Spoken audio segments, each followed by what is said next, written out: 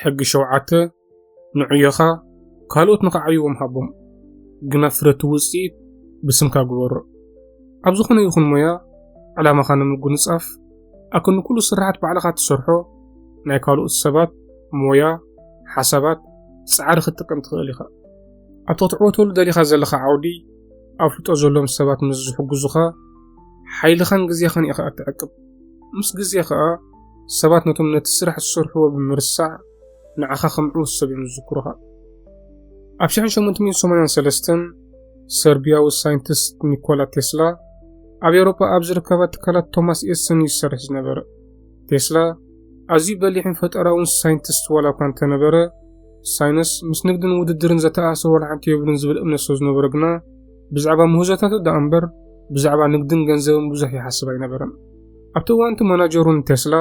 ዓርኩን ቶማስ ኤዲሰን ዝነበረ ቻርልስ ባችሎር ንቴስላ መሰነይታ ደብዳቤ ጽሒፉ ብምሃብ ኣብ ኣሜሪካ ምስ ቶማስ ኤዲሰን ኮይኑ ክሰርሕ ሰደዶ ቴስላ ንኤዲሰን ኣብ ኒውዮርክ ኣሜሪካ ምስ ረኸቦ ኤዲሰን ንቴስላ ብቐጥታ ይስራሕ ጀሚርዎ ኣብቲ እዋንቲ ኤዲሰን ዳይናሞ ዝበሃል ጀነሬተር ኣብ ምምዕባል ዝርከብ ዝነበረ ቴስላ ነቲ ኤዲሰን ዘማዕብሎ ዝነበረ ዳይናሞ ጀነሬተር ድሕሪ ምፍታሽ ነዚ ጀነሬተር ብዙሕ ዓመታት ዝወስድ ፍሉይ ምምሕያሽ የድልዮ ከም ዘሎ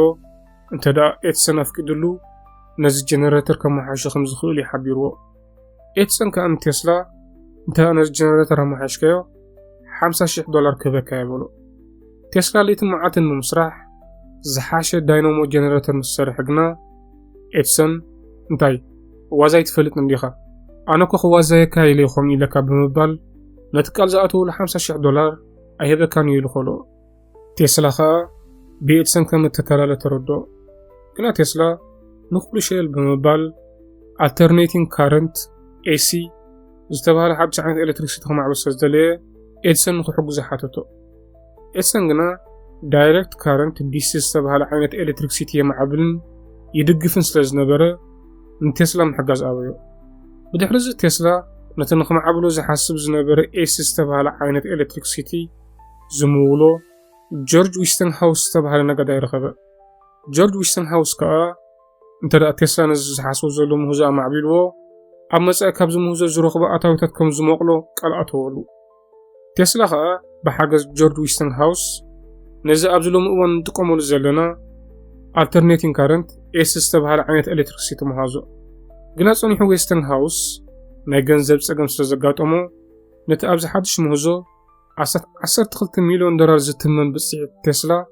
ብ$216,000 ኣደቃቆሶ ቴስላ ከዓ ካብቲ ብሚልዮናት ዝቁፀር ብፅሒቱ $216,000 ጥራይ ብምሓዝ ነቲ ኣዝዩ ዓብ ዝኾነ ምህዞ ባዕሉ ከም ዝመሃዞ ከይተፈልጠን ካብ ዊስተንሃውስ ተፈልየ ቴስላ ዕድመ እናደፍአ ኣብ ዝኸደሉ እዚ ኩሉ ኣዝዩ ዓብ ምህዞታት እዩ ዝኾኑ እሱ ንምህዞታቱ ብስሙ ስለዘይገበሮም ኣብ ድኽነት እዩ ዝነብር ዝነበረ ካብዛ ዛንታ ንመሃር ሓደ ነገር እንተዳሃልዩ ኒኮላ ቴስላ ሳይንስ ምስ ንግዲ ዘተኣሰረ ዋላ ሓንቲ የብሉን ዝብል እምነት ዋላ እኳ እንተነበሮ እምነቱ ግና ኣብ ቁጠባዊ ዕብየቱ ኣዝዩ ሃሲቦ ምክንያቱ ኣብዚ ሓቀኛ ዓለም ንስራሕኻ ኣብ ዕዳጋ ምውራድን ምህዞታትካ ብስምካ ብምግባር ምሕላውን ኣዝዩ ኣገዳሲ እዩ ቴስላ ነዚ ምህዞታቱ ባዕሉ ከም ዝመሃዞ ንገዛእ ርእሱ ብመራኸቢ ብዙሃን ምስ ህዝቢ ብምልላይ ንምህዞታቱ ብስሙ ስለዘይገበሮም ንዋንነት ምህዞታቱ ካልኦት እዮም ተጠቂሞምሎም ከም ውፅኢቱ ከዓ ብገንዘብ ከዳለሉ ተራእዩ በቲ ካልእ ሸነኽን ቶማስ ኤዲሰን ተዳልዩናዮ ግና ንግድን ህዝባዊ ፕሮፓጋንዳን ጽቡቕ ገይሩ ይርድኦ ስለዝነበረ ንከም በዓል ኒኮላስ ቴስላ ዝኣመሰሉ ኣዝዮም በላሕቲ ኢንጂነራት ብምውፃር ዝበዝሑ ምህዞታት ዋንነቱ ከም ዝኾኑ ይገይርዎም መብዛሕትኡ ግዜ እቲ ንፍልጠትን ክእለትን ካልኦት ተጠቂሙ ሓደ ምህዞ ብምምሃዝ ነቲ ምህዞ ዋንነቱ ዝገብር ሰብ ጥራይ እዩ ዝዕወት ንኣብነት ርሑቕ ከይኸድና ፌስቡክ ከም ኣብነት እንተዳሪና መስራቱ ፌስቡክ መን እዩ ተባሂልና እንተተሓቲትና